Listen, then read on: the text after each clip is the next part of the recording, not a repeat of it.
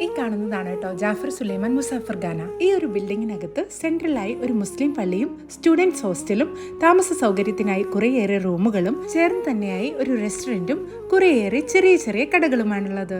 അങ്ങനെ റൂമൊക്കെ റെഡിയായി ഒന്ന് ഫ്രഷ് ആയി വന്നപ്പോഴേക്കും നല്ല വിശപ്പുണ്ടായിരുന്നു. അതുകൊണ്ട് തന്നെ അധികം ദൂരത്തേക്കൊന്നും പോകാതെ താമസിക്കുന്ന ബിൽഡിങ്ങിൽ തന്നെയുള്ള റെസ്റ്റോറന്റിൽ കയറി. കാസർഗോഡും തിരൂരുമൊക്കെയുള്ള കുറച്ചു പേര് ചേർന്ന് നടത്തുന്ന റെസ്റ്റോറന്റ് ആണ് കേട്ടോ ഇത്.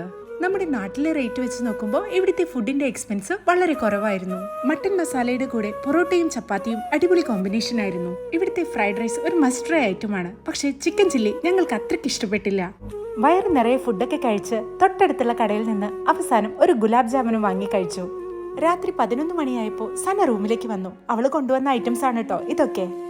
പശുവിന്റെ ആദ്യത്തെ പാലിൽ നിന്നും ഉണ്ടാക്കിയെടുക്കുന്ന പുഡിംഗ് പോലെയുള്ള ഒരു ഐറ്റവും ഇലയിൽ പാക്ക് ചെയ്തിട്ടുള്ള പല ഫ്ലേവറിലുള്ള ഐസ്ക്രീമുകളും കഴിക്കാൻ അടിപൊളിയായിരുന്നു കേട്ടോ.